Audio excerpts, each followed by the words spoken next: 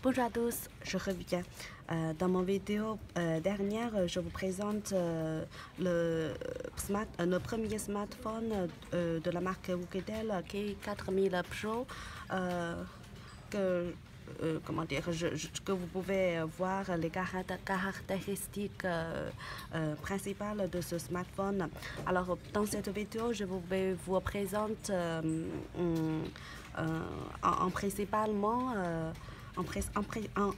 principal les différences entre Oukitel K4000 Pro et K4000.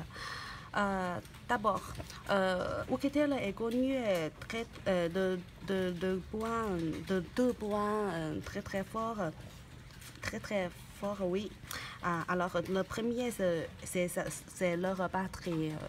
Leur batterie, ils utilisent des batteries très grandes pour l'utilisation pendant plusieurs jours. Et deuxièmement, que vous pouvez voir sur son écran, il utilise le matériel très durable pour résister beaucoup de choses. Pour résister le choc, etc. Alors, pour les différences principales entre le K4000 et K4000 Pro, il y a, on peut dire, 7 points principal. Premier, c'est sa batterie. Comme vous pouvez voir, K4000 adopte une batterie de 4000 ampères. Pourtant, K4000 Pro, comme vous pouvez voir ici, K4000 Pro utilise une batterie de 4600 ampères. Alors plus grande pour une utilisation prolongée. Alors deuxièmement, c'est le chargeur. En fait, K4000 porte un chargeur normal de 5 volts et 1 ampère. Alors il va prendre 4 heures environ pour à pleine charge. Pourtant, K4000 Pro utilise un chargeur de 1,5 ampères. Alors il va prendre en moins de 3,5 heures, alors avec une recharge plus rapide. Alors troisièmement, c'est la fréquence. En fait, K4000 Oukitel K4000 ne supporte pas la bande de la fréquence de 900, et puis mais K4000 Pro supporte la fréquence de 900, mais pour les utilisateurs en France ou en Belgique ou en Europe, ces fréquences supportent tous les opérateurs. Alors vous pouvez acheter sans hésitation.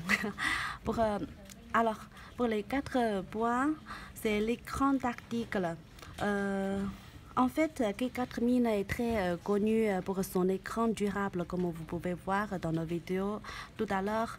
Il supporte le marteau ou des clous que vous pouvez trouver les tests dans le YouTube officiel de Oukitel. Alors,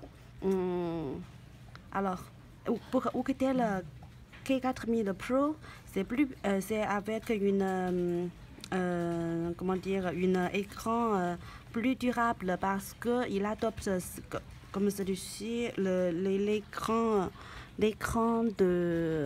d'environ 1,1 mm pour l'écran tactile.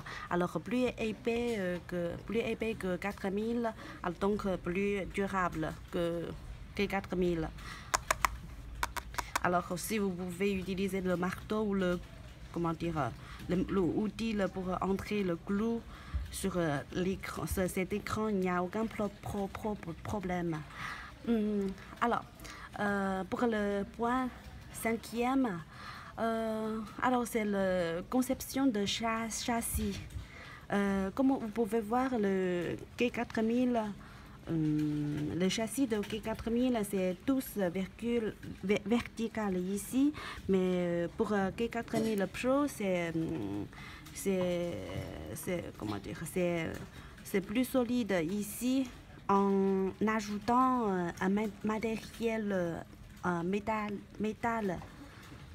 ici pour protéger le smartphone contre les chocs ou les rayures, etc. Vous pouvez ici, c'est tous en métal. Alors, pour les sixième point, c'est la couverture arrière. G4000 est avec une couverture arrière en plastique sans motif. Pourtant, G4000 Pro a un design plus à la mode pour sa couverture arrière. Vous pouvez voir ici, c'est crocodile texture. Crocodile, je pense que je ne dis pas l'erreur, je ne dis pas l'erreur. Crocodile texture. Comme vous pouvez remarquer les détails ici. Je ne sais pas si vous pouvez voir clairement. Alors, septième, c'est l'écran. C'est l'écran clip. Le G4000 Pro supporte que vous pouvez dessiner une forme fermée d'une photo librement sur l'écran, mais G4000 ne supporte pas cette fonction. Alors, c'est tout pour les points différents avec seulement $20 de différence pour le prix. Pour moi, personnellement, je voudrais bien choisir le G4000 Pro. Alors, si vous voulez acheter ce smartphone, vous pouvez trouver le lien ci-dessous dans la description. Et si vous voudrez savoir plus d'infos sur nos nouveaux produits, vous pouvez vous abonner sur notre YouTube ou notre Facebook pour savoir plus de détails. Alors, choisissez GeoBest. À la prochaine fois.